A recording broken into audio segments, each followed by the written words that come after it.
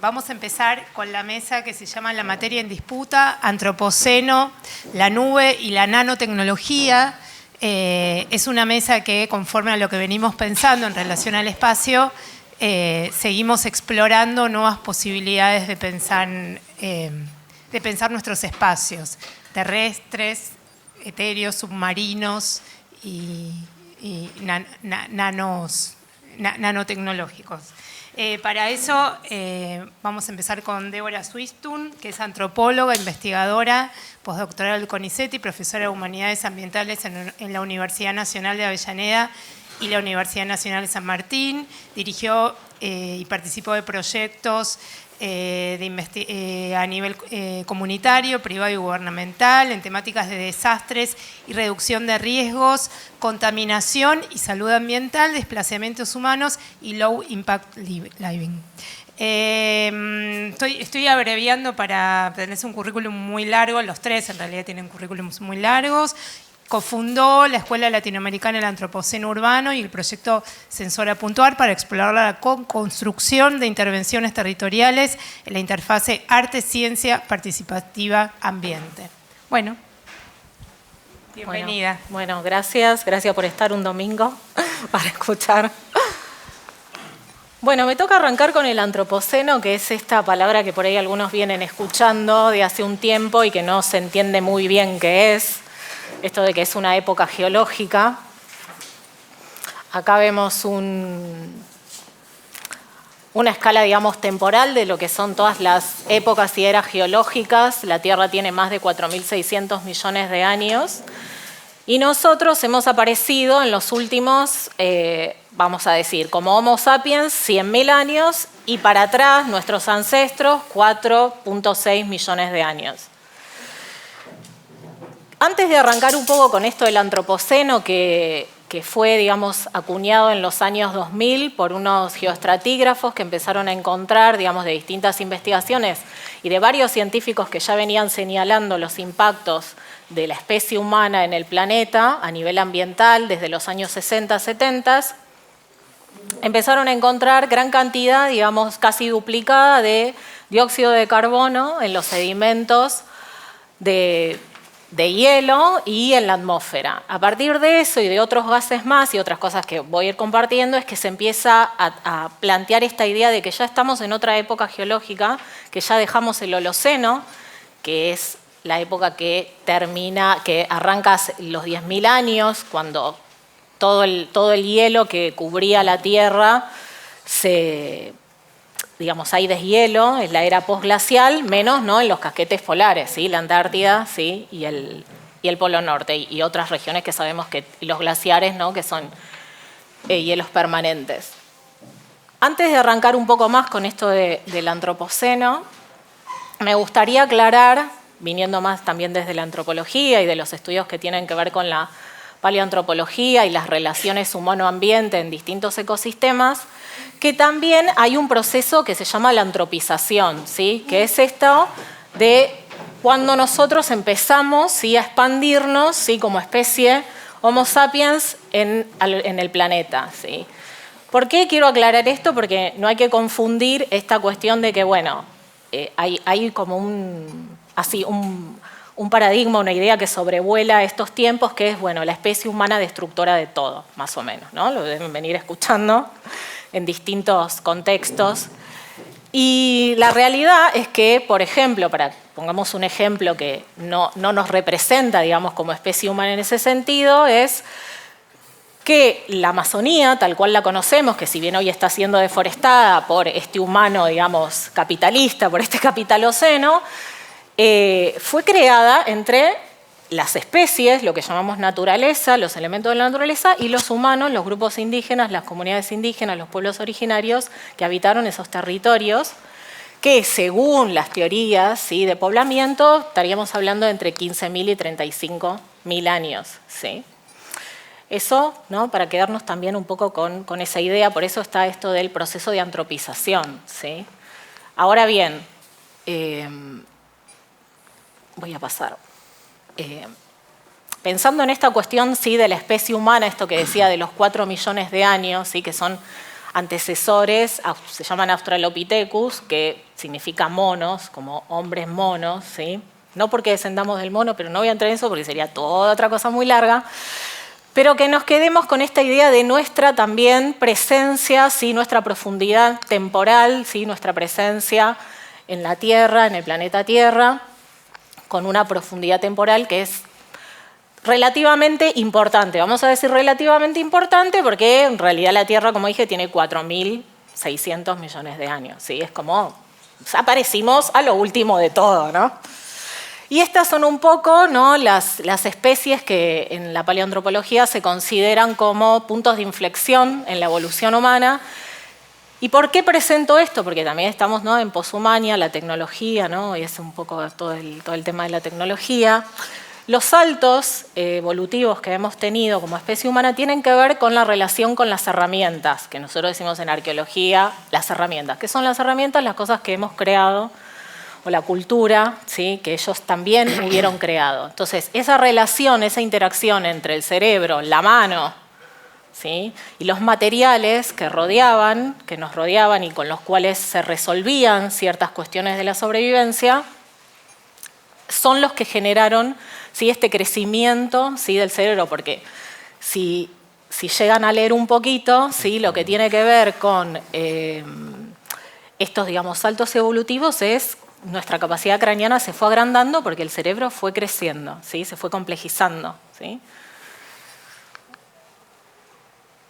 Y acá, ¿no?, este es un tipo de estos gráficos que usamos en antropología y en arqueología, en prehistoria, para explicar esto que les decía de las herramientas. Cuando me refería a las herramientas, estas eran las herramientas que usaron, digamos, nuestros antecesores. Estas serían las tecnologías que tenían nuestros antecesores, las tecnologías materiales, porque vamos a hablar otras sociales, de la organización social, etc. Pero de las materiales, que eran más que nada puntas de flecha,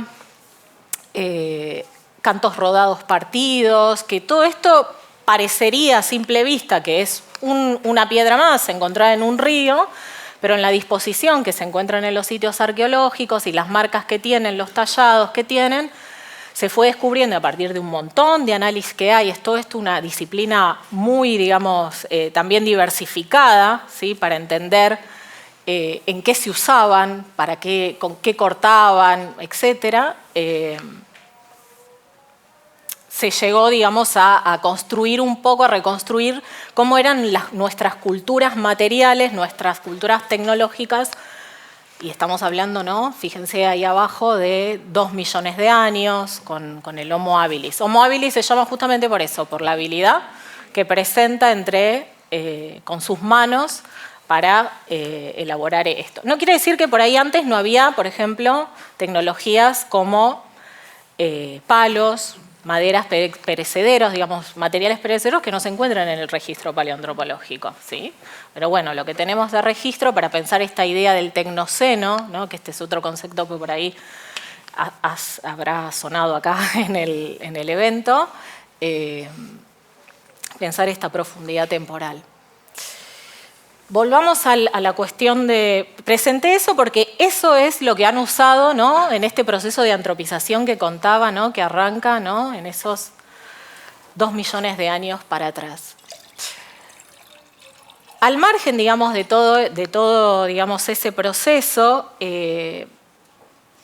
esta cuestión del antropoceno, ¿sí?, ser planteada como una nueva época geológica, significa que nosotros salimos un poco del proceso de antropización, es decir, el proceso de antropización en el sentido entendido como impactos locales, acotados, pequeños, a convertirnos en una fuerza geológica. Una fuerza geológica es, por ejemplo, un terremoto, o erupciones volcánicas, ¿sí? Acá hay todo un debate respecto a cómo puede ser que los humanos nos hemos convertido con nuestra cultura material, por los impactos que hemos generado, en una fuerza geológica, ¿sí?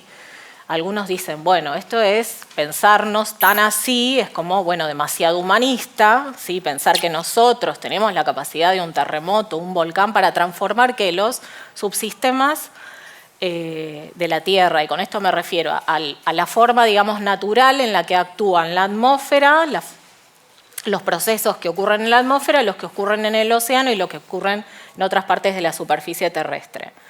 Nosotros hemos modificado a partir de nuestra cultura material esos procesos naturales que se venían dando, incluyendo el proceso de antropización, ¿sí? Esta imagen que se ve, digamos, del lado, ustedes la ven del lado izquierdo, es como el paper, digamos así, seminal que marca, ¿sí? que acuña este término, ¿sí? del antropoceno, que habla justamente de esto, ¿no? De la geología del hacer humano, un poco, ¿no?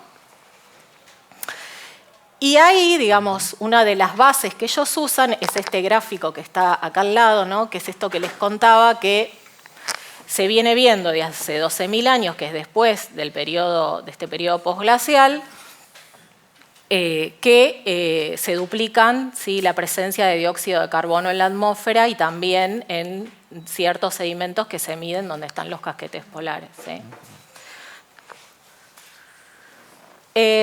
Respecto a esto, hay todo un digamos, debate. Voy a pasar esta y voy a ir acá, ya que estamos.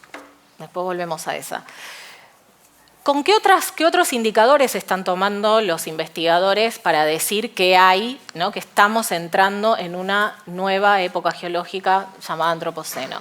El dióxido de carbono, ya lo conté, el óxido de nitrógeno, el metano, que tiene que ver con ¿qué? El metano con la agricultura, en realidad también con la basura, con los grandes rellenos sanitarios que emiten metano, con la ganadería, ¿sí? El ozono estratosférico, la temperatura en la superficie de la Tierra, la acidificación de los océanos, la captura de peces marinos, la acuicultura de camarón, nitrógeno en zonas costeras, pérdida de selvas tropicales, tierras domesticadas y degradación de la biosfera terrestre. Muchos de estos indicadores que ellos están tomando, ¿sí? Si miramos bien los gráficos, arrancan como en 1750. Esto tiene que ver con que hay un debate en torno a si el antropoceno, ¿cuándo empezó? ¿Sí? Si bien nosotros hablamos del proceso de antropización, ¿cuándo arrancó este antropoceno? Y algunos están diciendo que esto arrancó con la revolución industrial, ¿sí? Con la máquina a vapor, el uso de los combustibles fósiles, y de ahí deriva toda esta cuestión del dióxido de carbono y un montón de otros, ¿sí? Gases que hay en la atmósfera.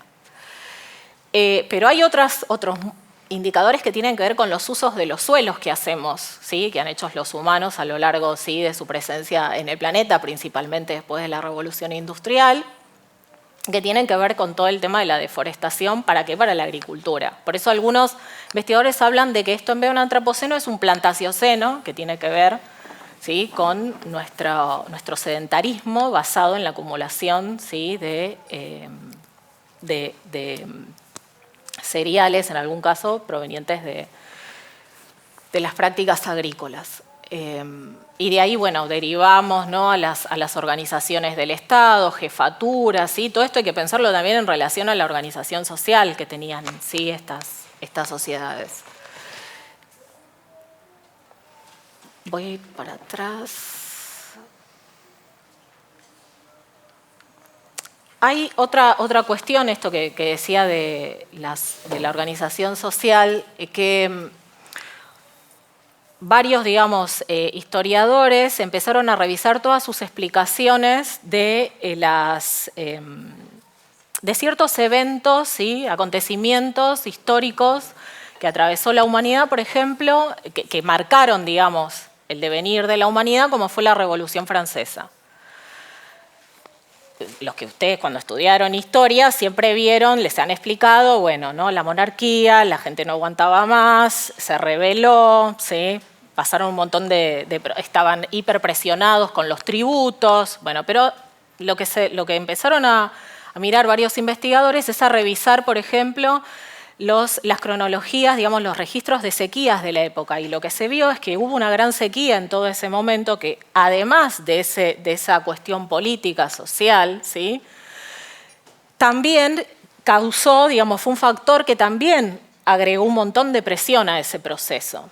¿Esto por qué es importante? Porque en realidad toda la hipótesis del antropoceno, la pongo con hipótesis porque sigue siendo, digamos, hay un gran debate respecto a si es verdad que estamos en una época geológica nueva o no.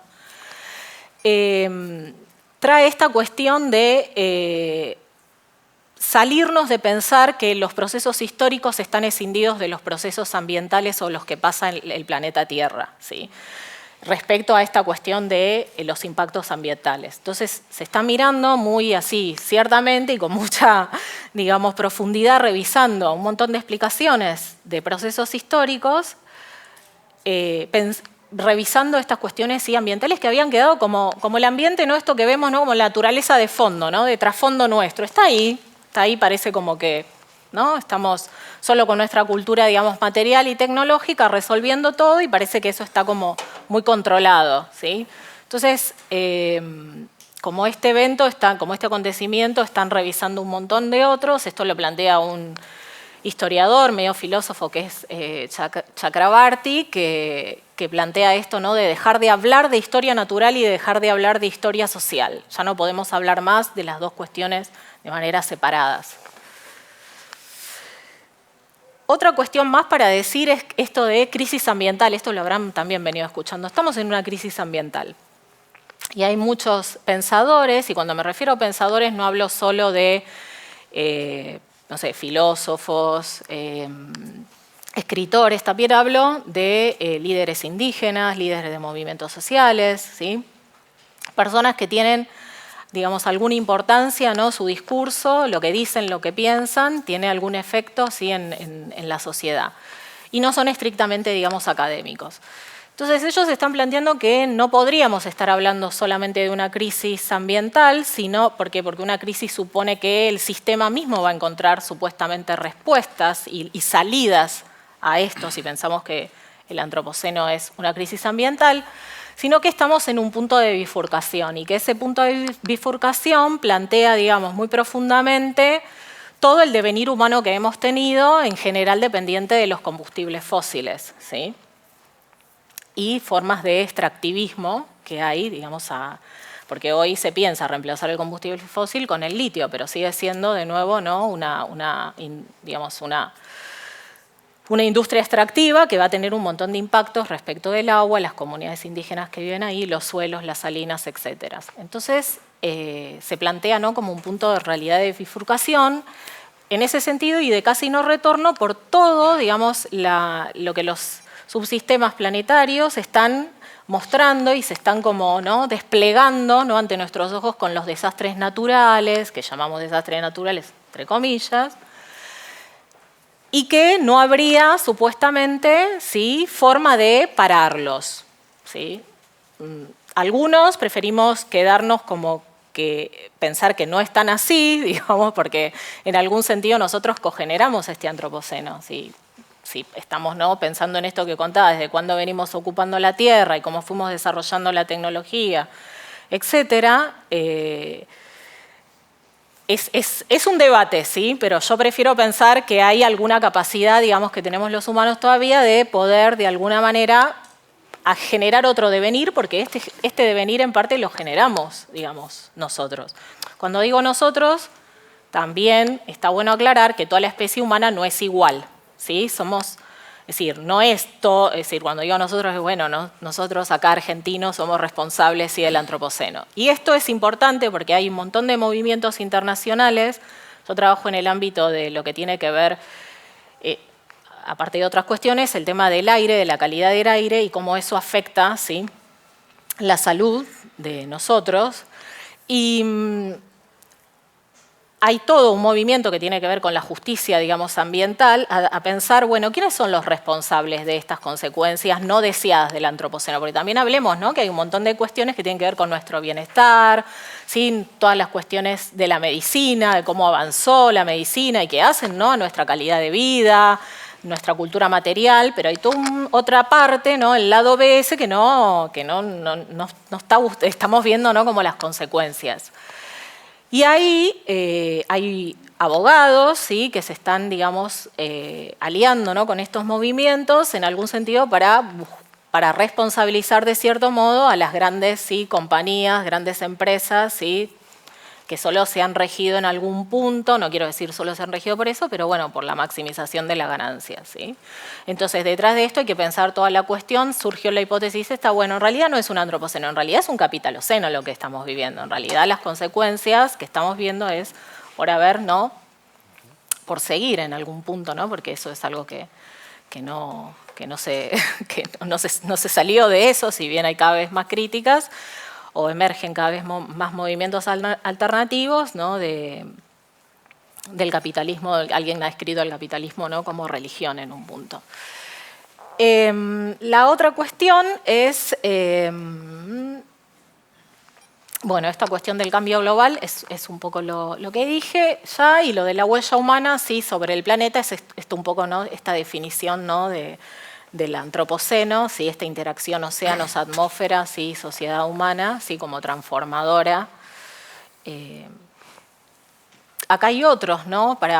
Este gráfico acá presenta otro de los debates dentro de lo que es la cuestión del antropoceno, que es, bueno, a ver, ¿arrancó o no realmente la revolución industrial? Porque si en la revolución industrial recién arrancamos con la máquina a vapor, es muy difícil decir que ahí se dispararon todos los indicadores que vimos antes, ¿no? Los naranjas que vimos antes. Entonces, otros investigadores, incluido Crutzen y Steffen y otros más, propusieron que en realidad esto tiene que ver con el año 1950, que es el momento, ¿sí? De la posguerra, ¿sí? De las que ya pasaron las 2 guerras mundiales.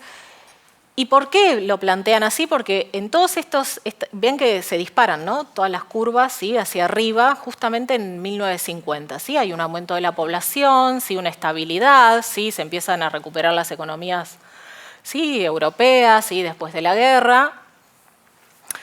Y ellos dicen que también, digamos, además de eso, es principalmente la cuestión de que con la bomba atómica es la primera vez que se demuestra que una sustancia, como el plutonio, aparece en un montón de sedimentos a lo largo de la Tierra. ¿Sí? Y es como la primera vez, digamos, que hay un elemento creado por el humano, como es digamos, ahí el plutonio, es decir, no el plutonio, pero no toda esa producción que tuvo que ver con la bomba atómica, que aparece, ¿sí? en todo el planeta. ¿Sí? Distinto es el dióxido de carbono, porque el dióxido de carbono está, ¿sí? Nosotros lo aumentamos, pero está, ¿sí? De manera, digamos, natural. Y ahí ven, digamos, empiezan a asociar, digamos, además de marcar ese indicador como un elemento de nuestra cultura material, todos estos otros, ¿sí? Indicadores que tienen que ver un poco con lo que veíamos antes, ¿sí? Pero también en este gráfico cómo específicamente se disparan en 1950. Entonces ellos dicen ahí, bueno, en realidad acá tenemos una gran aceleración de tendencias que venían antes, ¿sí? Y últimamente ellos se reunieron ahora en mayo, así hubo un congreso mundial muy grande, pensando en, bueno, ¿qué hacemos con el antropoceno? ¿Qué fecha le ponemos al antropoceno? ¿Cuándo arrancó? Para los europeos queda en 1950, pero para nosotros, para nosotros vamos a decir el sur global, hay varios investigadores y movimientos se han hecho eco de este concepto del antropoceno y dicen, bueno, ¿y cómo para nosotros qué es? ¿Qué nombre le ponemos? ¿No teníamos otro nombre antes para nombrar, ¿no? esta supuesta nueva época geológica? Y ellos dicen que en realidad tienen que ver con la época colonial, que nosotros si tenemos que marcar un momento de comienzo del antropoceno lo tenemos que ver desde la época colonial, que tiene que ver exactamente también con las bases, ¿no? que varios países del norte global, regiones, a partir de la acumulación que hicieron de acá de ciertos recursos, ¿sí? Lograron, ¿no? ciertos despegues, digamos, económicos. Entonces ahí hay una contrapropuesta, una contestación, ¿sí? desde el sur global, más o menos escuchada, porque bueno, ellos siguen, ¿no? con esto del 1950, respecto, ¿no? a que hay que pensar que hay varios antropocenos, que no hay único antropoceno porque la especie humana no es homogénea y la especie humana también ha pasado, digamos, en distintas regiones, distintos procesos sociohistóricos, ¿sí? ambientales, que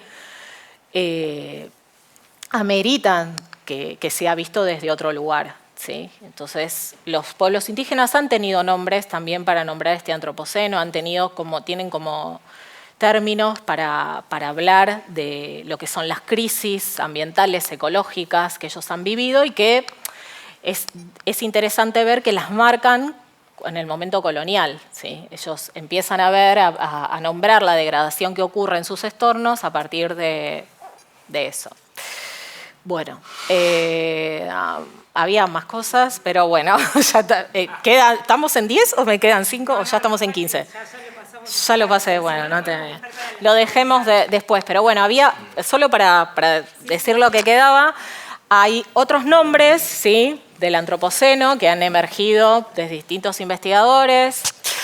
Hay una cuestión del urbanoceno específica que es muy importante pensar, que es que nosotros estamos viviendo en ciudades, ¿sí?, y que nuestra huella, digamos, todo nuestro lado B del bienestar o cierto bienestar en las ciudades tiene su lado B en los espacios que hemos denominado rurales, ¿sí?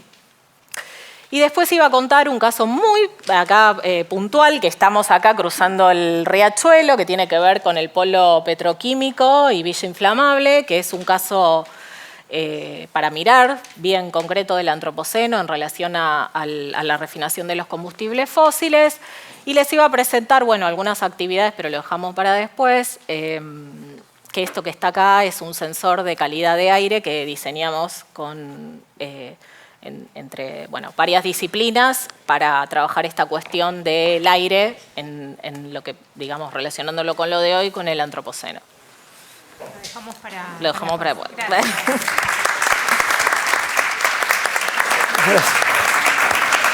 Muy bueno, qué pena que... ¿Sí?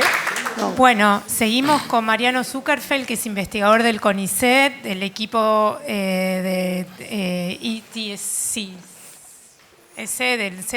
Profesor de la... No es que lo salteo, estoy resumiendo para hacerlo rápido. Profesor de la Facultad de Ciencias Sociales de la U, investiga sobre el capitalismo y el conocimiento y particularmente sobre los impactos socioeconómicos de la digitalización. Bueno, muchas gracias.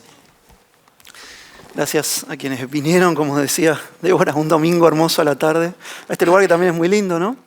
Gracias a quienes han organizado esto, sabemos que lleva su gran esfuerzo. Yo les voy a hablar de un tema que fue medio a pedido en general, vieron, una vez viene con temas que está investigando ahora, en este caso fue una solicitud específica, vamos a ver qué resulta. Les quiero hablar de la materialidad de Internet, pero para eso arranquemos con algunos discursos, algunas representaciones que tenemos sobre Internet, o que me parece que son las más usuales. Si uno googlea Internet y busca imágenes, aparecen cosas como estas, ¿no? Un cierto plano horizontal, una idea de que quienes se conectan y los entes que se conectan a Internet están en un plano de cierta igualdad, ¿no? Y esta idea muy de moda en los últimos años de la nube, un ente relativamente etéreo, intangible, ¿no? Que uno no sabría dónde anclar, dónde localizar como el centro de esas conexiones. Si uno busca términos asociados a Internet específicamente, digamos, ve por supuesto que a partir de los 90, cuando Internet se hace comercial en el año 95, aumenta, pero fíjense que un poco después, en lo que en un rato vamos a llamar una fase, la fase de las plataformas, crece mucho esta expresión de la nube y, sin embargo, aquello que uno relacionaría con la materialidad, los cables, los satélites, disminuyen en términos de su participación relativa, ¿no? Es un síntoma discursivo. Entonces, para hacer todo un poco rápido, hay dos asunciones que son muy potentes políticamente en el imaginario que tenemos sobre Internet. La primera es que Internet es un espacio horizontal, ¿no? Un ámbito de colaboración entre iguales y demás, donde no hay jerarquías, donde, por cierto, no se menciona mucho que hay propiedad, ¿no? Y por otro lado, la idea de inmaterialidad. Habrán visto, ¿no?, discursos sobre bienes inmateriales o entes inmateriales, etc. Bueno, cuando uno ve, incluso de una manera muy elemental, que es la que conozco yo, insisto, no soy un experto en estas cosas, de qué se trata Internet, por lo pronto encuentra una estructura de 5 grandes niveles, de 5 capas. Una, la que vamos a llamar infraestructura, tiene cables submarinos, satélites, tendidos de fibra óptica, ¿no? Cosas que ahora son un poquito más conocidas que hace algunos años. Tenemos arriba de eso, o en diálogo con eso, el hardware, como los celulares, como las computadoras, los servidores. Sobre eso necesitamos un software que interactúe desde cosas muy cercanas a una práctica cotidiana como la que tenemos nosotros, como los buscadores, ¿no? Hasta otras menos conocidas como el software de la web o el email, etc. Pero hay un nivel del software. Sobre eso tenemos contenidos, que es aquello con lo que más interactuamos, y también, por supuesto, tenemos humanos, ¿no? Individuales. Pero por ahora los humanos somos relativamente importantes para que haya Internet. Para que haya Internet necesitamos todo esto y que todo esto esté más o menos armonizado, que todo esto dialogue. Ahora, no me salió una representación gráfica que quería hacer, y es que si esto es una pirámide funcional, en términos de las magnitudes, en realidad debería ser una pirámide invertida. ¿Por qué? Porque hay muchos miles de millones, o 5.000 millones de personas conectadas, hay 800 millones de videos solo en YouTube, ¿no? Porque puse un indicador porque es difícil contar todos los videos que hay en Internet o todos los contenidos. Cuando vemos el software tenemos 1.000 millones, hay una estimación de estas siempre muy frágiles, ¿no?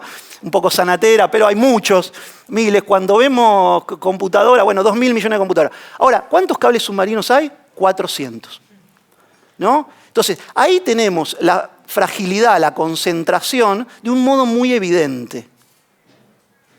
Tenemos también la materialidad, tenemos varias cosas que ustedes ya habrán notado y que ahora vamos a mencionar con un poco más de detalle. Pero por lo pronto, tenemos niveles, tenemos asimetrías y tenemos cantidades muy diversas. Entonces, mirar de manera vertical, en vez de como mirarlo como una estratificación vertical y no como un plano de inmanencia horizontal, nos genera al menos dos puertas de entrada muy claras.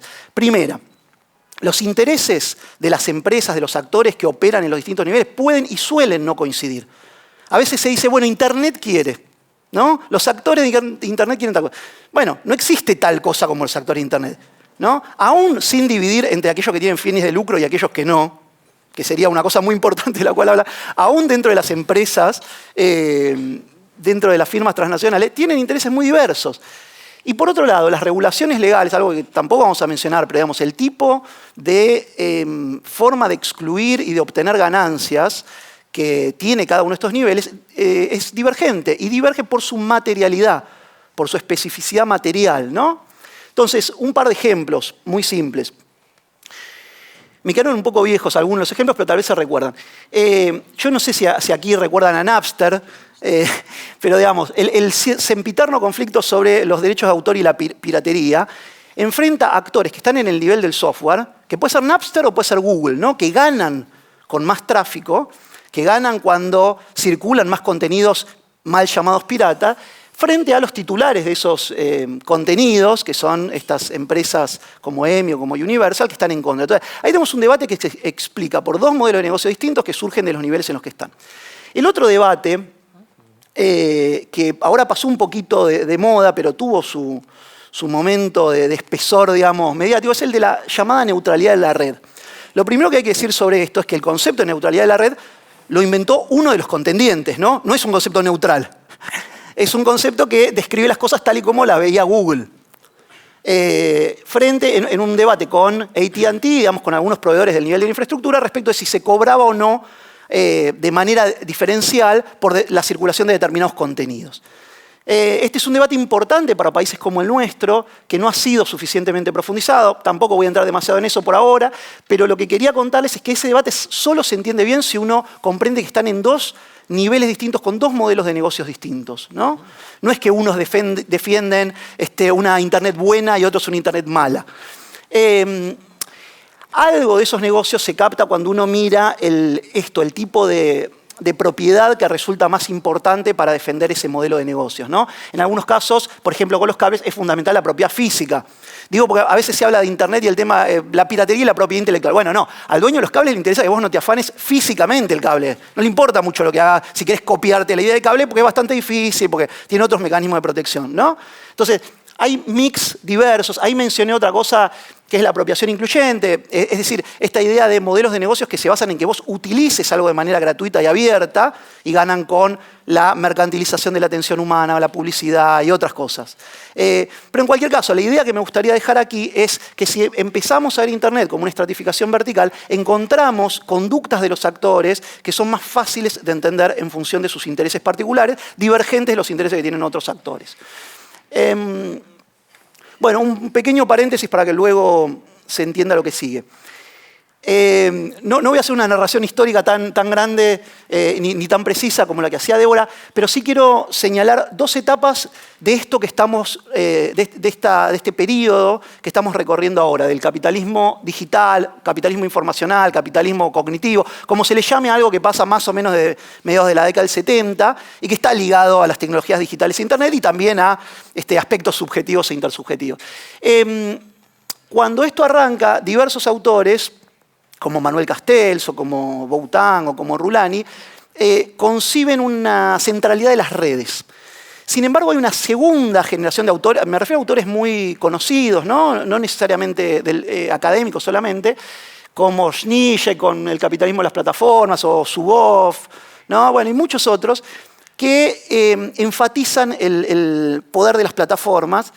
Y a mí me parece, también habría que hacerlo un poco más largo, que es útil distinguir dos periodos, ¿no? Hay una organización de esta etapa de capitalismo más o menos de los 70 hasta mediados de la primera década de este milenio, y luego lo que ocurre desde entonces hasta ahora. Retengamos un poquito esto, para poder concentrarnos en hablar de este nivel de la infraestructura, ¿no? El que decíamos que es tan concentrado. Estos son todos los cables submarinos de Internet por los que circula el 99% de la información digital, también de las comunicaciones que hay en Internet hoy, ¿no? No solo Internet, sino también llamadas telefónicas, redes empresariales y otras cuestiones. Bueno, mirando esto rápidamente, sin mucha erudición, podemos concluir algunas cosas simples. Primero, esto que decíamos antes, no son infinitos, no son miles de millones, son unos pocos. Bueno, yo les decía 400 es más o menos el número de los que se conocen. Segunda cuestión, bueno, están bastante concentrados. No hay 1000 empresas, ¿no?, que están en los 400 cables, son unas pocas. Tercera cuestión, algunas regiones tienen más cables que otros. Nada muy sorprendente, pero resulta que África, aún hoy, antes tenía menos todavía, pero África tiene menos que los vínculos que hay entre Asia y América del Norte, ¿no? Hay concentración en ese sentido. También podemos obtener una conclusión muy simple mirando a nuestro país. Como ya es muy sabido ahora, casi toda la Internet de la Argentina llega a la modesta localidad de Las Toninas. Ustedes recuerdan, no sé si lo habrán hablado hoy, pero Internet surge en Estados Unidos para tratar de prevenirse ante un eventual conflicto bélico, ¿no? Y surge la idea de la redundancia, la información tiene que ir por varios canales. Si los soviéticos les tiraban un bombazo en una central de comunicaciones, que igual se pudieran comunicar entre la costa este y oeste. Bueno, acá en Argentina, si nos tiran un bombazo los uruguayos o alguien en Las Toninas, se complica bastante. Es cierto que Uruguay también está muy comprometido en Maldonado, pero bueno, podría haber otras hipótesis bélicas que no fueran con Uruguay. En cualquier caso, volví. Uy, ¿qué pasó? Perdón, ¿hice lío? Bueno, no sé qué pasó, pero igual podemos hablar de esta. No, una para atrás. Ah, ahí está. Eso. Vamos a hablar primero entonces de la concentración en esta fase de las redes, más o menos en los 70 hasta ahora. Si miramos un mapa de esta época, la primera concentración para señalar es la de quienes colocan estos cables submarinos, ¿no? La de quienes los instalan. Hay solo 3 empresas que instalan estos cables submarinos hoy. Básicamente, hay alguna excepción, pero en línea general son 3. Entonces, fíjense qué tipo de concentración mencionamos, ¿no? Supongan que ustedes tienen mucha plata, un Estado tenga mucha plata, una empresa tenga mucha plata, pero están peleados con esas 3 empresas. Bueno, no pueden tirar su cablecito submarino, ¿no? Entonces, esto tiene su complejidad. Esto me hace pensar que nos faltó un videíto, ¿no? ¿Estaba antes? Acá. ¿Podemos ver el video? Miren cómo se instala un cable submarino. 2 minutos son.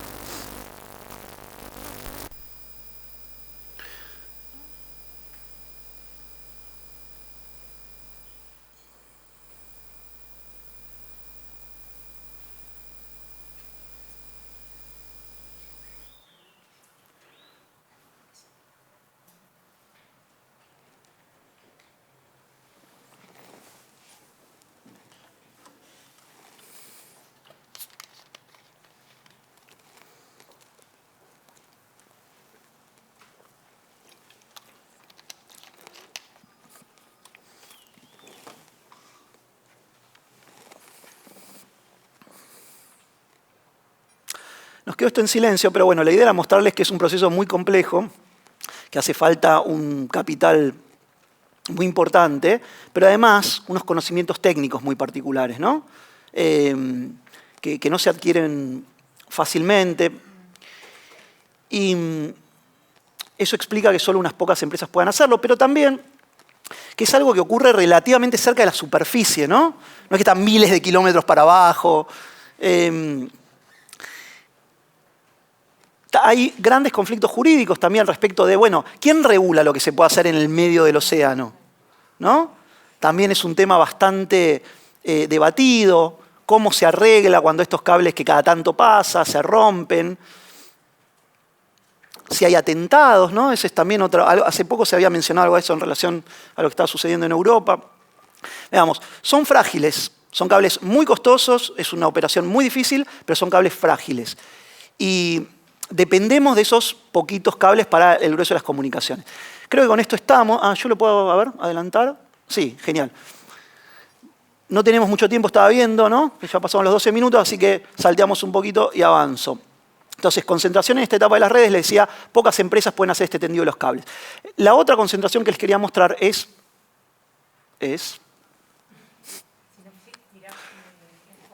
para allá, ¿no? La concentración de los dueños de la infraestructura. Miren, esto era en el periodo previo, pero hay una concentración dramática de estos actores del nivel de la infraestructura. Verizon era una empresa muy poderosa en ese momento. Fíjense que en casi todos los cables que veían antes, Verizon participaba de alguna otra manera, ¿no? O dueño, o está en el consorcio. Entonces, muy pocas empresas del nivel de la infraestructura, o empresas de telecomunicaciones, eran accionistas de estos cables. Cuando nos preguntamos por esta concentración de, bueno, algunos países le llegan mucho, otros pocos, la respuesta que dan de un sitio muy serio, del que saco varios de estos mapas, era, bueno, es porque hay más cables en los lugares donde tienen algo importante que comunicar.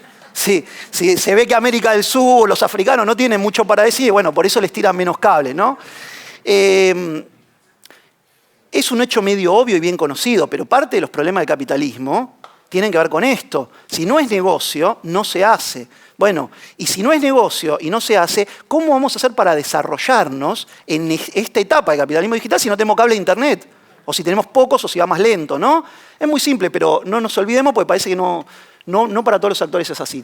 En la fase de las plataformas, ¿por qué les hice esta división? ¿Qué sentido tiene en relación a los cables submarinos? Bueno, resulta que las plataformas empiezan a conquistar los cables, que el nivel del software y el nivel de los contenidos, esos actores empiezan a conquistar los cables, empiezan a meterse en el negocio de los cables.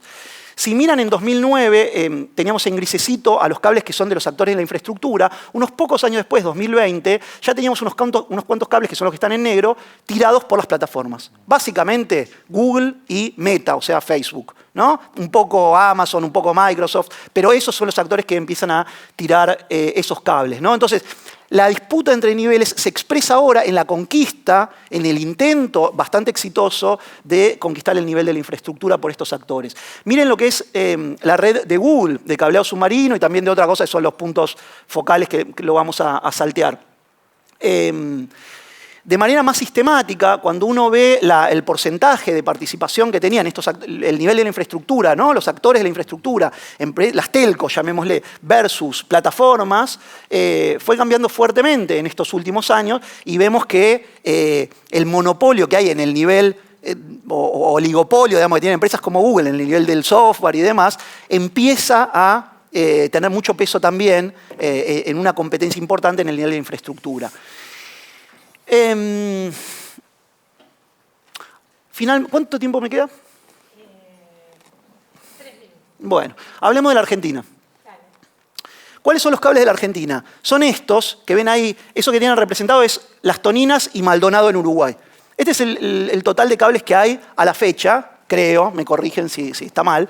Hay alguno que el de Google que se inaugura el año que viene. 4 reflexiones simples sobre esto. Primera, en el periodo, la fase de las redes y demás, ¿no? Los 2000 tenemos a las empresas de telecomunicaciones, cables largos. En el periodo más reciente tenemos a las empresas de plataforma. Tenemos a Meta, o sea, Facebook metida ahí, tenemos a Google con un cable largo, ¿no? Otra conclusión bastante simple, donde las tendencias globales se ven en Argentina. Tercera, algo que ya mencionamos, solamente 2 empresas participan en la construcción de estos cables. De vuelta, ¿no? No te pelees con estos 2 si querés instalar un cable. Tercera conclusión, ARSAT lamentablemente solo pudo hacer 40 kilómetros uniendo Santa Cruz y Tierra del Fuego. Y en 2012. ¿no? No tenemos tiempo para hablar de lo que implica en términos de soberanía tener nuestros cableados submarinos. Antel, la empresa estatal uruguaya, los tiene, ¿no? Hay ahí un proyecto político muy importante. Por supuesto hay que valorar todo lo que ha hecho ARSAT, ¿no? También sería muy bueno tener tiempo para destacarlo, pero en el tema de los cables submarinos no se han tenido tantos logros.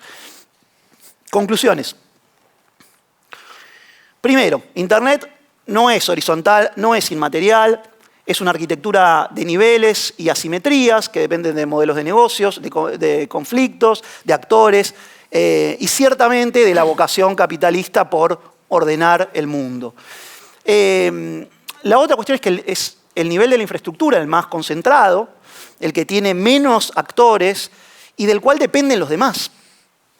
Veíamos este mapa, entonces repaso 5 cuestiones. 99% de Internet y telecomunicaciones están en estos cablecitos. Los cables que circulan por el mundo son muy pocos. Hoy son 400, quizá mañana sean 410, ¿no? Pero no son miles de millones. Tercero, hay mucha concentración, tanto en quien tira y repara los cables, quien los ubica, como en quienes los manejan. Cuarto, la distribución es muy desigual. Las zonas de menor riqueza entran en este efecto Mateo, ¿no? Le llamamos a veces en la ciencia, digamos, una dinámica perversa que juega en contra de las posibilidades de desarrollo. Y finalmente, finalmente no, quizás le digo varias cosas más, perdón. Lo que ocurre con la titularidad de estos cables está muy asociada a distintas fases del capitalismo, ¿no? A distintas etapas. No tiene una dinámica autónoma, sino que está ligado a las empresas que van teniendo distintos roles. Ahora sí, finalmente, en Argentina tenemos poca participación estatal en esos cables, dependencia de grandes empresas transnacionales y de estas plataformas. Es deseable que breguemos un poco porque esto se modifique y no quiero dejar de hacer una brevísima mención a que hoy, por una circunstancia terrible y repudiable, se está hablando mucho de los discursos de odio. La infraestructura es la base para que los discursos de odio y otros discursos circulen o no por Internet. Entonces, más allá de pensar en lo que ocurre en la superficie de las redes sociales y demás, además de hacer eso, que es importante, tenemos que pensar qué pasa con la información que circula en estos cableados submarinos, en este nivel de la infraestructura, ¿no? Si está pensada para un modelo de desarrollo o si obedece a otros actores que desde países como el nuestro no controlamos. Muchas gracias.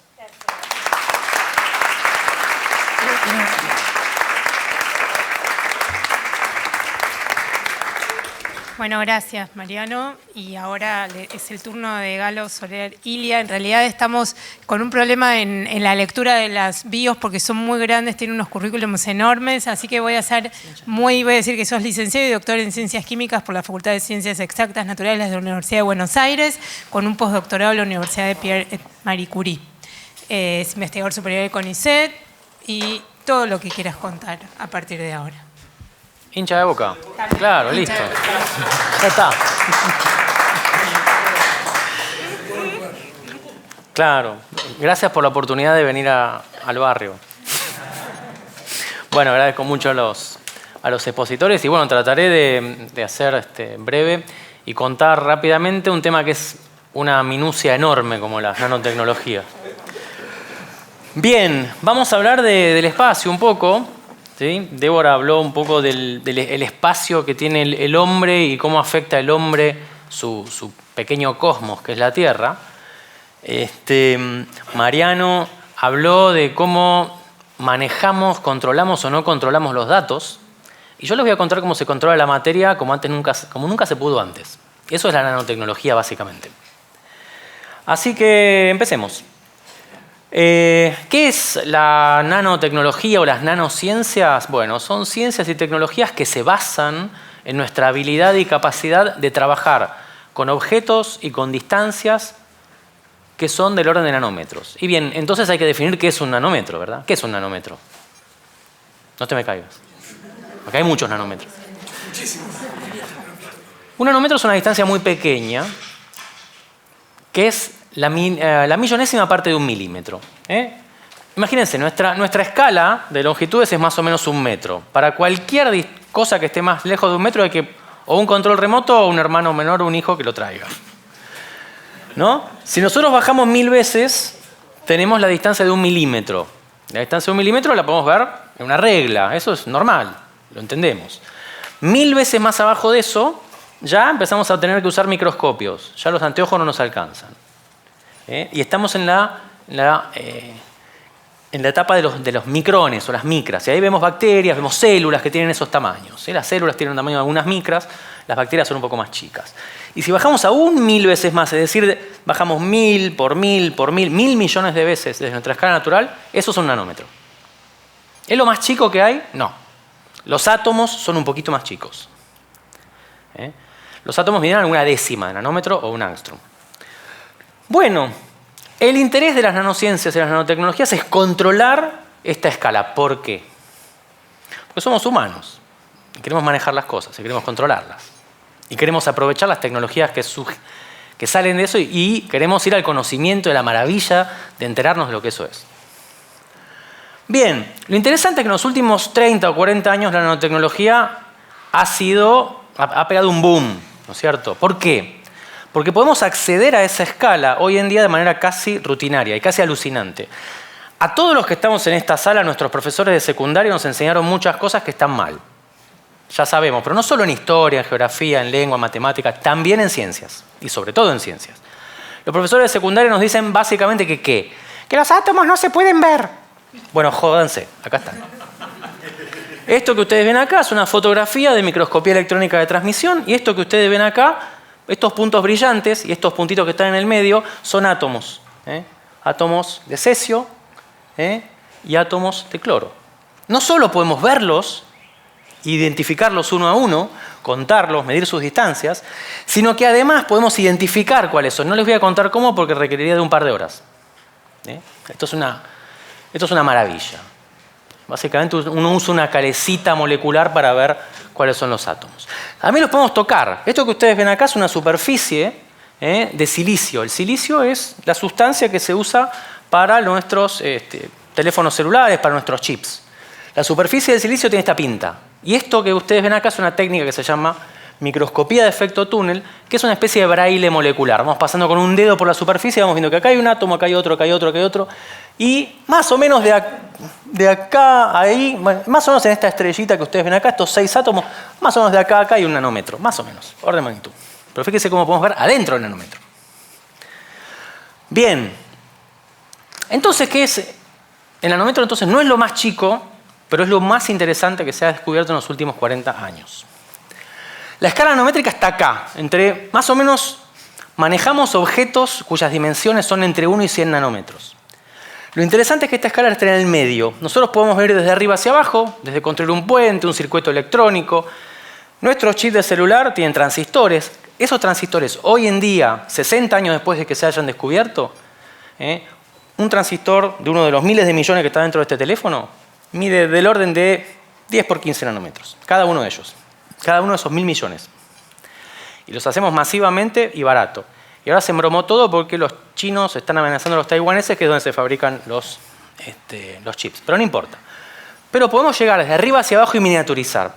Y podemos ir, como esta escala queda en el medio, desde abajo hacia arriba, juntando átomos y moléculas, y llegar también. Tenemos 2 caminos, entonces. Y por eso la civilización tardó tanto en llegar hasta acá. Porque no era fácil hacer cosas más chicas desde arriba, y no es fácil, créanme, porque soy químico y lo sé y lo sufro, llegar a hacer objetos con mucha precisión desde abajo hacia arriba. La naturaleza lo hace todos los días, desde hace miles de siglos.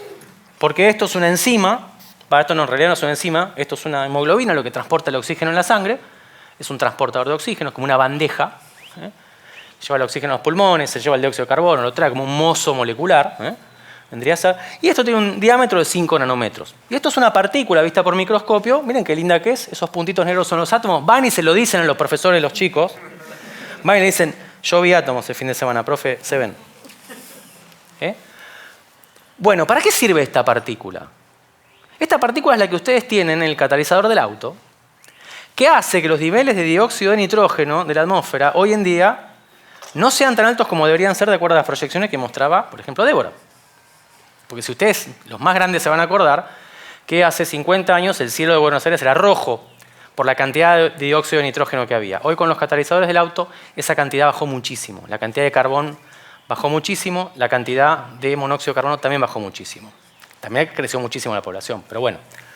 Pero gracias a estas pequeñas partículas, que son pequeñas fábricas de destrucción masiva de óxido de nitrógeno, no estamos tan mal como debiéramos de acuerdo a nuestro crecimiento. O sea que crear objetos pequeños tiene sentido para desarrollar tecnologías que, por ejemplo, salvan el planeta, que nos salvan la respiración. Otra cosa interesante con los nanoobjetos es que cuando un objeto tiene al menos una dimensión nanométrica, pasa algo que también nos enseñan en el colegio y que, bueno, lo aceptamos, pero cuando un objeto tiene un tamaño nanométrico, esa cosa cambia. Esto que está aquí es mi lingote de oro preferido. No lo tengo. Es mi foto preferida de un lingote. Pero si ustedes se acuerdan de lo que les enseñaban en el colegio, mi hija Eugenia me lo dijo hace un rato, las propiedades intensivas de la materia, son esas propiedades que son típicas de la materia. Y lo conocemos del problema de la corona de Arquímedes. ¿Se acuerdan del problema de la corona de Arquímedes? A un pobre rey lo habían engatusado haciendo una mezcla de oro y plata y Arquímedes descubrió el tema de la densidad. Dijo, la densidad es una propiedad del oro, de la plata y de las aleaciones. Si tu corona tiene este volumen pero pesa menos, te metieron plata, te embromaron. Bueno, les cuento malas noticias. A nosotros nos dicen que propiedades como la densidad, como el color, como el punto de fusión, un montón de otras, son propiedades intensivas que se deben solamente a esa sustancia. Tengo malas noticias y buenas noticias. La mala es que el tamaño importa a veces. La buena es que cuando el tamaño es muy pequeño hay nuevas y maravillosas propiedades que vale la pena probar. Estos frascos que están acá son frascos que tienen un líquido y ese líquido son pequeñas partículas de oro suspendidas en él. Y fíjense el cambio de color de acuerdo al tamaño. Los tamaños de estas partículas se pueden medir en un microscopio, como les mostré, o de maneras indirectas. Pero lo que quiero que retengan es que cuando las partículas son pequeñas, de alrededor de 15, 30 nanómetros, es un rojo un poco intenso. Cuando ya son de 60, 80 nanómetros, tiene un violeta muy profundo. Y después tienen otro color celeste. ¿Qué estamos viendo ahí? Que las propiedades dependen del tamaño. Siempre es la misma sustancia. Las propiedades intensivas de los nanomateriales dependen del tamaño. Es decir, podemos sacar un montón de propiedades nuevas en las cuales no solamente depende de la sustancia, sino del tamaño de la forma. Esto que ustedes creen que es una locura, se usó desde los vidrios de catedrales, que tienen nanopartículas metálicas, hasta esmaltes, y hoy en día se usa en test de embarazo y, por ejemplo, en test de COVID. Se adaptó muy rápido esa tecnología para hacer detección ultrasensible. O sea, esas nuevas propiedades se aprovechan. Es decir, nosotros como tecnólogos podemos decir, tenemos una propiedad asociada a cada material y a partir de la nanotecnología tenemos un material que de acuerdo a su tamaño y su forma tiene distintas propiedades manejables. Es decir, que el espacio de tecnologías adquiere nuevas dimensiones. Eso es alucinante. Eso es alucinante. Eso es una explosión de posibilidades y nos deja con nuestra imaginación por delante. Bien, la nanotecnología está en todo, no voy a dar detalles, pero en un auto ustedes tienen todas estas nanotecnologías usando. Hace cosas muy interesantes como los lectores de discos rígidos, está metida en el almacenamiento de información, los test, en la raqueta de Del Potro que usó cuando ganamos la Davis, por ejemplo, tiene nanotecnología, y así. Hay un montón de nanotecnología ya entre nosotros. ¿Y dónde estamos? Estamos pasando desde una primera etapa en la cual mirábamos estas partículas y decíamos, a ver, ¿qué propiedades tendrán estas partículas? Y si es algo más grande, más chiquita, si le pongo algo, ¿qué veo? ¿Cómo cambia la luz que emite una partícula, la radiofrecuencia que recibe? ¿Cómo se calienta cuando la ilumino? ¿Qué pasa? Hoy estamos diciendo, ¿yo puedo hacer un robot que tenga forma de partícula formada por multitud de objetos metidos en un nanoespacio? ¿Puedo meter este robot en un cuerpo?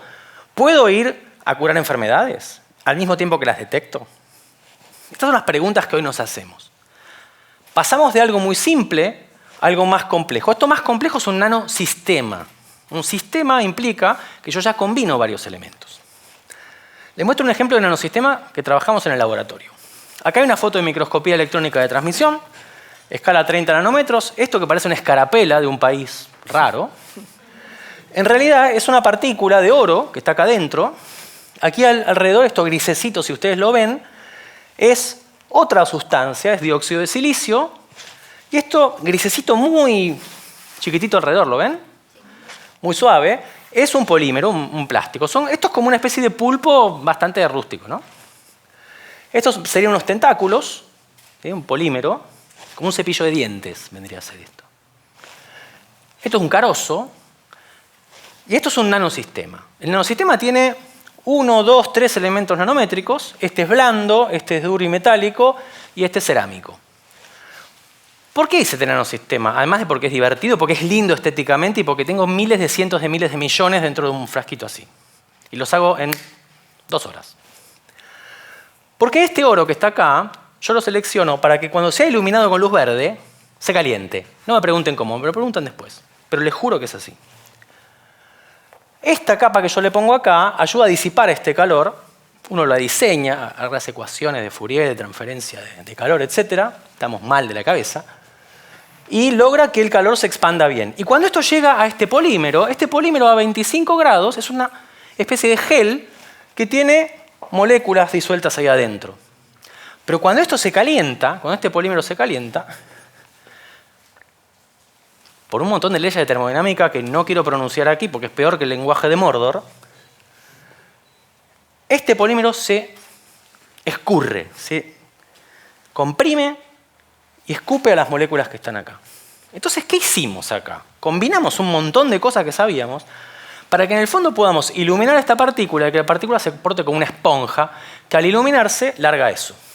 Y esto lo podemos meter dentro del cuerpo humano. Esto lo podemos ajustar. Esto se da con luz verde, pero si tengo un bastoncito puedo iluminarlo con infrarrojo. Y si ilumino con infrarrojo, si esto está dentro de un tejido, el infrarrojo lo atraviesa y puedo calentar esto. Y puedo tirar fármacos dentro del torrente sanguíneo iluminando desde afuera. Es decir, estoy haciendo un repartidor de una especie de RAPI de fármacos a control remoto. ¿Qué sé yo para qué sirve? Pero está bueno. Hay un montón de avances en diversos campos. Me quedan un par de minutos. En la salud, en la energía, los celulares que ustedes tienen, hoy en día están usando electrodos nanoestructurados. Esto es una iglesia que se limpia sola. No es por obra y gracia del Espíritu Santo, sino es porque hay un nanomaterial que está incluido tanto en el cemento como en los vidrios, que cuando recibe la luz es capaz de catalizar una reacción entre el oxígeno del aire y las moléculas orgánicas o carbón que están depositados en superficie. Entonces esto se mantiene bastante limpio. Me mandaron hace poco una foto, está medio sucio, pero bueno. Habrá que trabajar un poco en eso. Habrá sido el Espíritu Santo en venganza, quizás. Bien, hay una cantidad de tecnologías impresionante usando las nanotecnologías. Y voy cerrando con una frase de Arthur Clarke que decía que, bueno, que toda tecnología suficientemente avanzada es indistinguible de la magia. ¿Sí? Pero bueno, algunas cosas tienen pinta de magia. Voy a cerrar con un par de cosas para ver qué hacemos en el laboratorio. Por ejemplo, hacemos estos pequeños coladores. Esta es una foto de microscopía electrónica, en el cual vemos poros, que son agujeritos, todos iguales. Los hacemos artesanalmente, uno por uno. ¿Sí? Y esto sirve como un colador molecular. Pero no solo como un colador molecular, sino como una cárcel molecular. ¿Y qué encarcelamos acá adentro?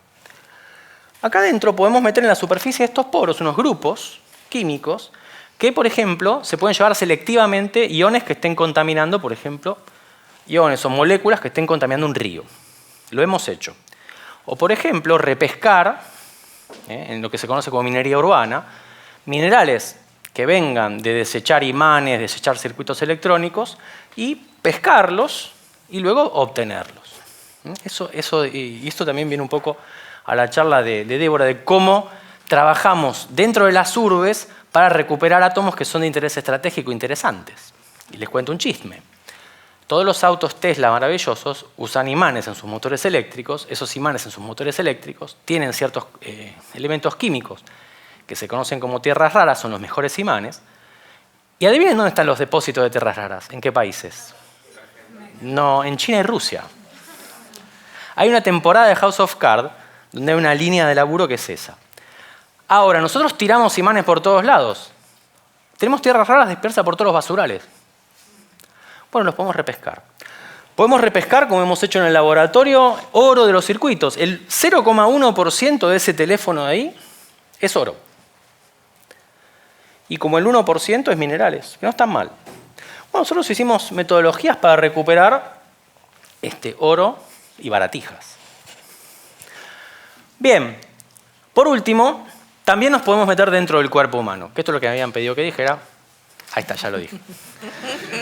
No, pero en el sentido que tenemos nanosistemas que pueden ir dentro del torrente sanguíneo, y a los nanosistemas les metemos, por ejemplo, un bolsillo para que guarden un fármaco, les ponemos aquí algún grupo biológico que hace apuntar a este nanosistema un tipo de células, y le metemos aquí una especie de capa de invisibilidad de Harry Potter, química, para que el sistema inmunológico no se los coma y no los elimine. Todo eso hay que pensar, es muy difícil. No les voy a contar una larga historia de eso, solamente les muestro uno de ellos. Acá está el dibujito re lindo, acá está nuestro nanosistema, una particulita con poritos y con una capa externa. Acá vemos cómo estas partículas, con sus antenitas, se posan sobre estos pelos. Estos pelos son los pelos que están en la parte de afuera de una célula cancerígena. Estas células cancerígenas tienen determinados grupos específicos químicos. Nosotros a la partícula le ponemos un grupo complementario y cuando las cosas están in vitro, es decir, tenemos las células cancerígenas, les tiramos las partículas ¡truc! Se vienen atraídas por los pelitos, se suben a la superficie, después ¡blop! Van adentro. In vitro está buenísimo. Cuando lo hacemos en ratas es un descontrol. No es lo mismo jugar un partido de fútbol con el arco vacío que con el equipo contrario adelante. Pero así todo, estamos trabajando, esto es una rata a la que se le hace una tomografía y en estas partículas podemos poner aquí adentro un centro radioactivo que nos permite seguir la trayectoria de estas partículas adentro de la rata en vivo. Y nos encontramos con tremendas sorpresas, pero la ciencia es así. Solo les digo que este trabajo está funcionando, aprendimos un montón. Y para despedirme, no sé si han leído el Aleph, ahora fue el aniversario de Borges hace poco, estuvimos leyendo el Aleph por las redes. ¿Y qué era el Aleph? Era ese puntito chiquitito donde cabía todo el universo. Bueno, la nanotecnología es más o menos así. Es ese pequeño punto chiquitito donde todo luego diverge y encontramos el universo. Y como dice la frase que Borges cita al principio del Aleph, existen unos versos de Hamlet muy lindos, que es, bueno, aunque yo esté metido en una pequeña cáscara de nuez de este mundo nanométrico, yo sería el rey de un espacio infinito. Eso es lo que les quiero dejar. Muchas gracias.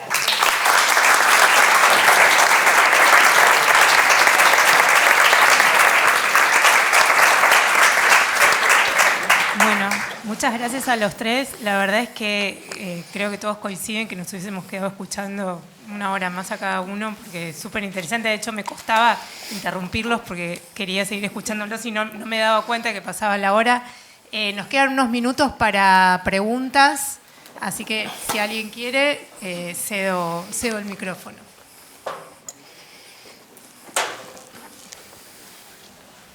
No sean tímidos, tímidas. Yo tengo una pregunta, pero no quiero preguntar siempre. Bueno, vamos. Si no, rompes el hielo. Claro, bueno, una icebreaker está bueno. Y después, así damos para que alguien que no haya preguntado, pregunte. No, una... Usted morir, yo morir, todos morir. No. ¿Estamos bien? Sí, sí. Con respecto, ¿cómo se llama el tema de cómo, bueno, si tomamos, ¿no es cierto?, como aceptamos, ¿no es cierto?, que por ahí el punto de partida de este nuevo periodo que mencionabas, más allá que sea la revolución industrial o sea, ¿no es cierto?, la otra fecha, la colonización, ¿no? Pero si tomamos eso, ¿no?, y lo que vemos es que a partir de ese punto hay una introducción sistemática de tecnología, ¿no? O sea, percibimos eso, ¿no? Y esto qué hace, ¿no? Deriva en es una forma como muy agresiva, ¿no?, de modificación de usos, de usos de recursos o de nuevos modelos culturales, ¿no? La tecnología hace eso.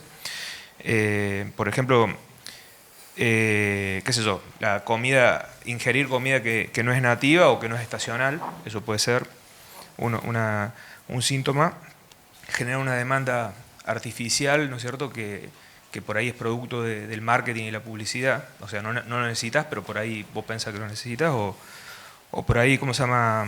Introducción de elementos no naturales, ¿no? Que es lo que estaban hablando, ¿no? Es decir, se empieza a percibir elementos no naturales, ¿no? en la Tierra, ¿no? Bueno, digo, con todo ese marco, ¿no? Planteando eso como marco, ¿no? ¿No estamos también por ahí ante la presencia del nacimiento, hablábamos de evolución, ¿no? Hablaron de evolución, ¿no estamos ante el nacimiento de una nueva especie de ser humano? Es decir, un Homo Haití, ponele.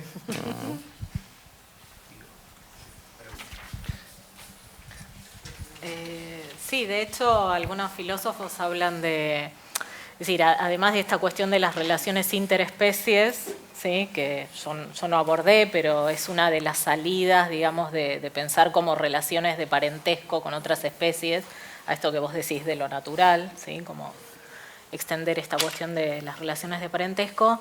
También está toda esta cuestión de los cyborgs y también esto de los simbiontes, ¿sí? que incluirían en parte también lo que Galo presenta, ¿no? Tener un chip en el cuerpo, ¿no? Como pensarnos ya toda la cuestión de la robótica, ¿no? la artificialidad, digamos, lo biológico, ¿no? Tal cual lo conocemos, que también lo que somos un resultado, ¿no? de una evolución en parte natural y tecnológica, ¿sí? Si la querés llamar artificial. Hay un montón, ¿no? de imaginarios, ¿sí? Que apuntan a eso, ¿no? A que vamos a decir que como tal, digamos, porque la hipótesis esta del antropoceno viene a traer de fondo esta cuestión de que estamos en riesgo de extinción. Así como hemos extinguido, ¿sí? ciertas especies y otras que están en riesgo de extinción por nuestra propia cultura material, nosotros estaríamos, tal cual nos conocemos, en riesgo de extinción, en nuestro funcionamiento, ¿sí? ¿Por qué? Porque estamos afectando todos esos subsistemas de la Tierra que son nuestro sostén. Entonces nosotros nos tenemos que ir adaptando también a esos cambios. Y está el debate de si nosotros nos vamos a llegar a adaptar. Con lo que presenta Galo, supuestamente, no sé, parece que con la nanotecnología vamos a encontrar, ¿no? la salida, por lo menos algunas cuestiones. Dentro de eso está la cuestión, ¿no? de los debates más éticos, ¿sí? Porque vos nos estás presentando toda una cuestión apuntada a la medicina, ¿no? a esta mejora, ¿no? de la salud, de nuestro bienestar, y sabemos que no hay ciertas mentes que piensan esto pueden pensarlo para otra cosa. Y esto es como lo que está detrás también, ¿no? Es decir, a una especie, ¿hacia dónde iríamos como especie? ¿Sí? A estar más liberados con esta cuestión tecnológica ya tan interna en el cuerpo, o a estar más controlados, ¿no? Que es una de las cuestiones también del urbanoceno, que arrancó con todo este tema de la vigilancia y la digitalización de la vida cotidiana, esto de que estar vigilados, ¿sí? Esto de las cámaras, no sé, mi abuela no tenía cámara, encontraba la casa y había una cámara que controlaba, las cámaras de seguridad, así, todo un montón de cuestiones que las pasamos, ¿no? Como las naturalizamos, ¿sí? Y así vamos a naturalizar otras cuestiones, ¿no? Pero bueno, en esto que vos planteas, entonces hay también como dos movimientos. Un montón de gente que está, digamos, más afín, ¿no?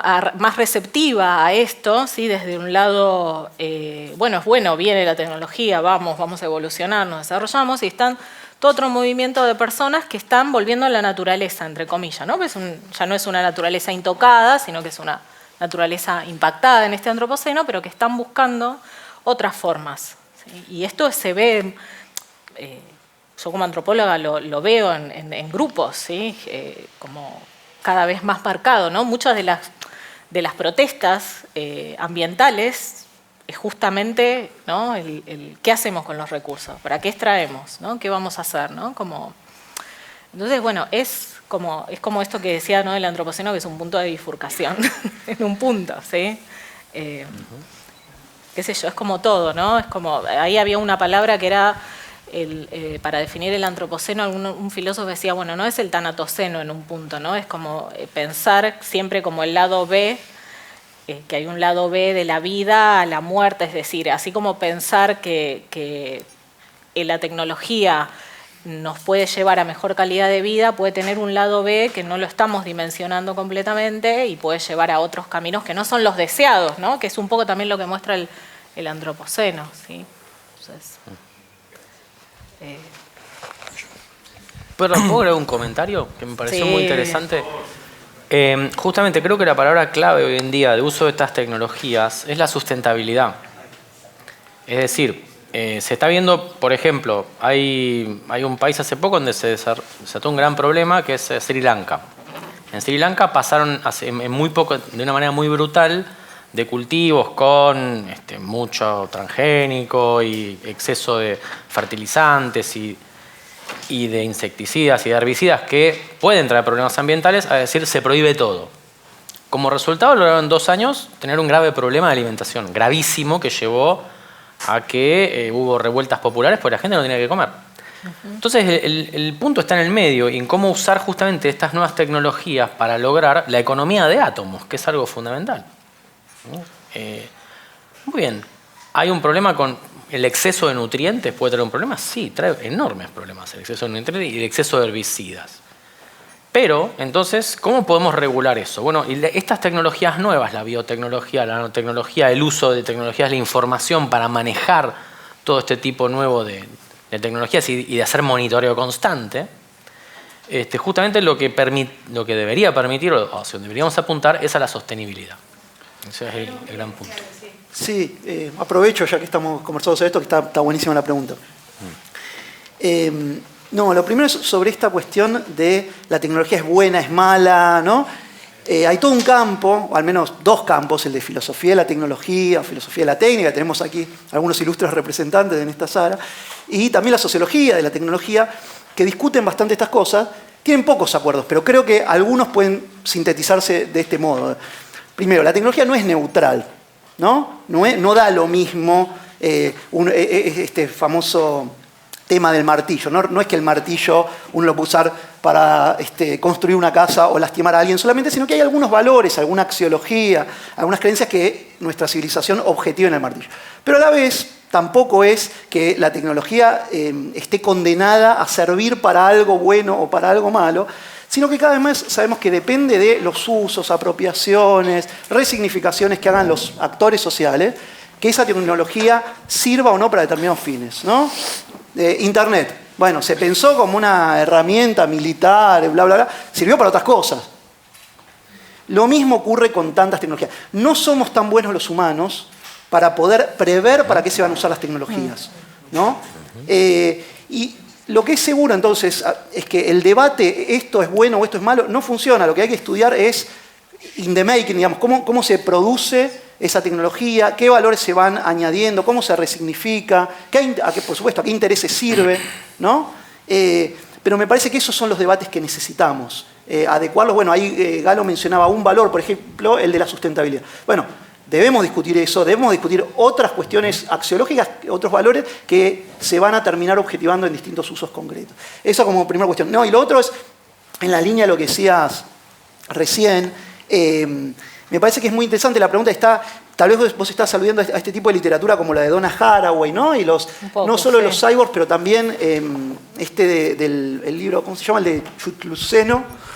Luceno, sí. Staying with the problem, ¿sí? Claro, Staying with the Problem. Digamos, la idea de poder pensar nuevas formas de civilización donde haya hibridaciones entre humanos y no humanos, ¿no? Parte del desafío que compartimos, creo, aquí en todo el evento, incluso en los anteriores, es cómo pensar lo humano más allá de lo humano, ¿no?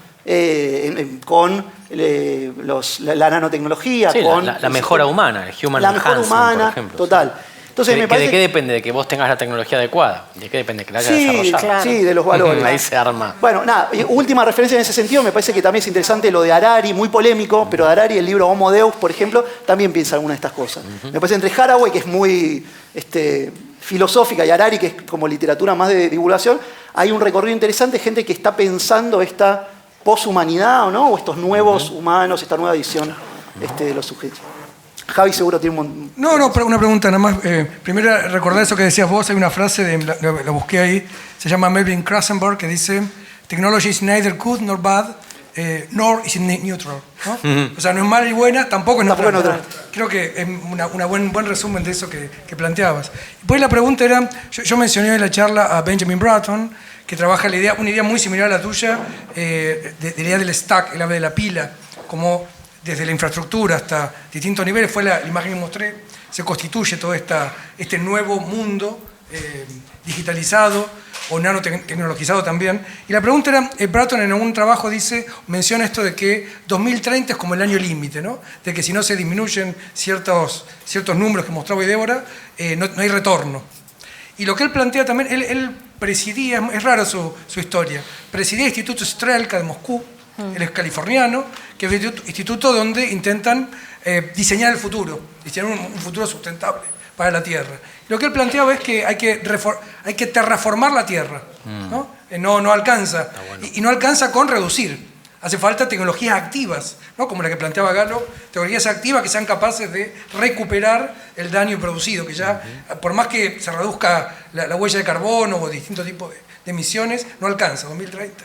Es dicen eso, no sé, habrá que, son mediciones, por supuesto, sí, discutibles, ¿no? Pero un año ominoso a partir del cual ya no habría retorno a la Tierra que fue. La pregunta, bueno, sí, me parece interesantísimo lo que se está planteando y si hay un planteo de, bueno, tecnologías activas de recuperación. Que no es ni esconder la cabeza bajo la arena ni volver a la naturaleza, lo que eso pudiera ser, sino actuar, ¿no? Sí, desde la ingeniería ambiental ya vienen, ¿no?, toda la línea, digamos, que tiene que ver con la biorremediación, por ejemplo, la remediación de suelos contaminados, es decir, hay toda una trayectoria, ¿sí?, desde la ingeniería química y la ingeniería ambiental en ese sentido, digamos, no es... me hiciste recordar, ¿no?, lo de terraformación de Bratton. Una vez me invitaron a hablar de lo que él propone en el Strelka Institute y eso, y el debate, digamos, lo que él propone, que va en línea a lo que vos estás diciendo también tenía como ahí el desafío de, él propone algo como más como un gobierno mundial, ¿no? Él tiene detrás, porque él dice, bueno, ¿cómo llegamos a definir los usos que va a tener esa tecnología? Que es un poco lo que surgió acá, ¿no? ¿Quién va a definir para qué se va a usar exactamente, ¿no? Ahí viene todo el debate, ¿no? ¿Quiénes van a ser los dueños de la tecnología? Lo que vos mostraste, hay 2 empresas dueñas de la internet, digamos, de los cables, solo 400 cables. Entonces, bueno, está todo el tema para mí, y que tiene que ver también con esto que yo contaba de los movimientos respecto al tema del aire, de la calidad del aire, es las regulaciones. Cómo regulamos, ¿sí?, ciertos usos desde la tecnología u otras cuestiones de nuestra cultura material que ya slobales. Y ahí estamos en una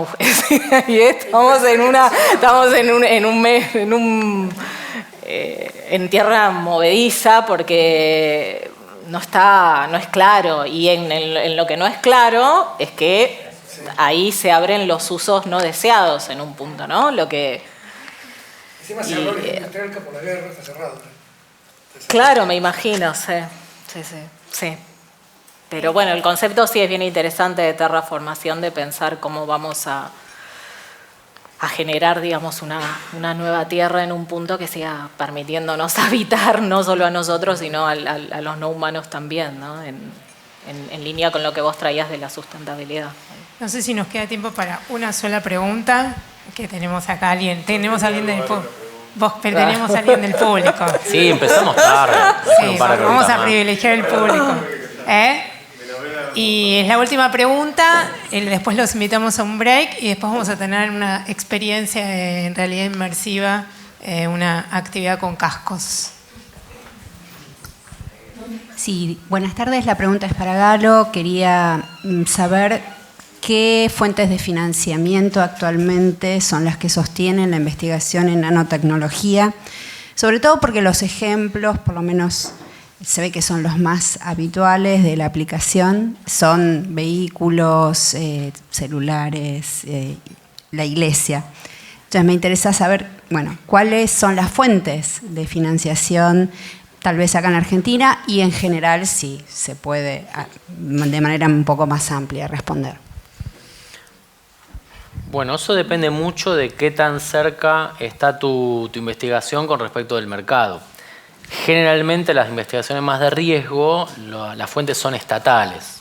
En cualquier país del mundo normal, desarrollado, me refiero a los países de primer mundo bien desarrollados, ese financiamiento está del orden del 1% del PBI por el Estado, y la gran cantidad de las investigaciones son financiadas por el Estado al principio, sobre todo cuando son más riesgosas. Y después, a medida que te vas acercando a demostradores que son más comercializables, empiezan a entrar los privados, fondos de capitales, etc. En cuanto a lo que es Argentina, estamos honestamente en este sistema, y un poco como decía también Mariano, también tenemos como una pirámide, en donde en la base está la infraestructura. En Argentina tenemos una infraestructura muy débil. Por ejemplo, no tenemos microscopios electrónicos de alta calidad y de alto acceso. O se nos rompe un pequeño componente y tenemos que esperar un año hasta que una persona que nos pide, esto es verdad, un certificado de existencia de una empresa que ya existe, que mandó una factura, apostillado por la Haya, porque a él le parece bien. Estamos así en Argentina. Entonces, es financiación insuficiente, sueldos en el sector público, que es el que hace las investigaciones en general muy bajos, pero cuando sale un emergente que es interesante, puede haber buen financiamiento privado y hay, de manera muy alentadora, hoy en Argentina ya está empezando a entrar cierto capital de riesgo, sobre todo en las cuestiones bio-nano, y si biotech, por ejemplo, es un buen campo, ya empiezan a entrar capitales para empezar a financiar cosas que sean interesantes desde el punto de vista tecnológico. Pero bueno, la nano no estamos como en los años 60, que el paradigma de Vannevar Bush, que había que hacer toda la ciencia primero y después la tecnología montada. Hoy es un camino de ida y vuelta. Nano, bio, todos esos son caminos de ida y vuelta con muchos choques poco productivos y de repente cuando la pegás anda bárbaro.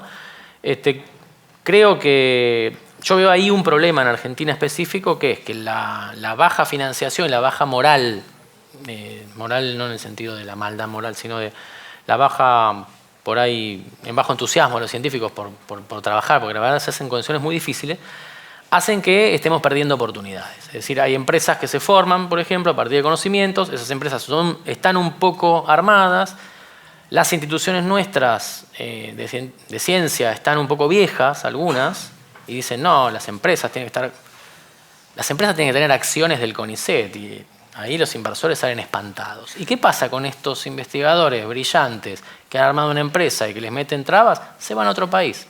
Entonces todo lo que armaron acá, todo lo que con esfuerzo costó construir, se lo llevan otros actores que son mucho más ágiles en la financiación.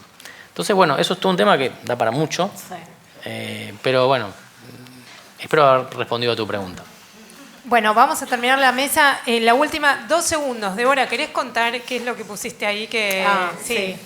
2 segundos le destinamos a que cuente qué puso sobre la mesa.